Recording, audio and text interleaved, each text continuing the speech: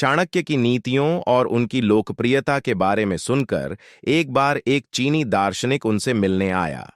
जब वह चाणक्य के घर पहुंचा, तब तक काफी अंधेरा हो चुका था। घर में प्रवेश करते समय उसने देखा कि तेल के माध्यम से प्रज्वलित दीपक के प्रकाश में चाणक्य कोई ग्रंथ लिखने में व्यस्त हैं। जैसे ही चाणक्य की नजर चीनी दार्शनिक पर पड़ी, तो उन्होंने मुस्कुराते हुए उनका स्वागत किया।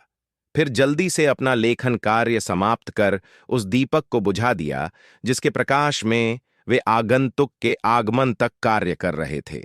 इसके बाद चाणक्य एक दूसरा दीपक जलाकर चीनी दार्शनिक से बातचीत करने लगे। ये देखकर उस चीनी दार्शनिक को काफी आश्चर्य हुआ।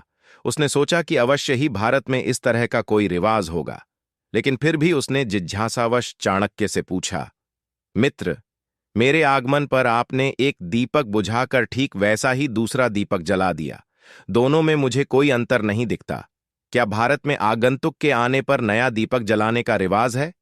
प्रश्न सुनकर चाणक्य मुस्कुराए और उत्तर दिया, नहीं मित्र, ऐसी कोई बात नहीं है।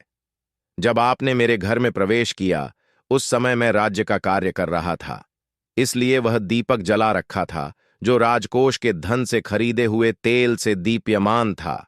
लेकिन अब मैं आपसे वार्तालाप कर रहा हूं और यह मेरा व्यक्तिगत वार्तालाप है, इसलिए मैं उस दीपक का उपयोग नहीं कर सकता, क्योंकि ऐसा करना राजकोष की मुद्रा का दुरुपयोग करना होगा। बस यही कारण है कि मैंने दूसरा दीपक जला लिया। चाणक्य का यह देश प्रेम देखकर वह चीनी दार्शनिक उनके सामने नतमस्तक हो गया।